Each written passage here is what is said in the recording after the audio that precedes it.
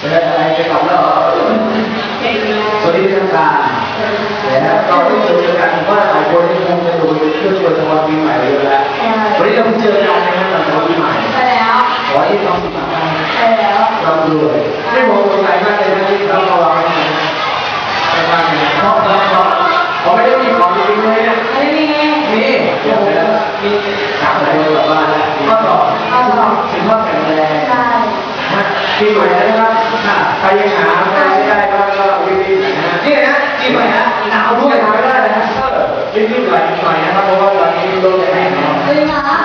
จริงจะได้วิ่งใช้อันนี้เลยเพราะกับหมูเขาบอกว่าวันปีใหม่นี้ผมจะไหวเพื่อแตกผมแตกตอนปีใหม่โอ้ยแตกวันนี้3 วิโอ้ขึ้นด้วยนะฮะด้วยครับหน้าตาไม่ดีแต่สวยสนใจได้นะครับผมก็แต่ว่านะพวกเราไม่ด้วยว่างไปนะสวัสดี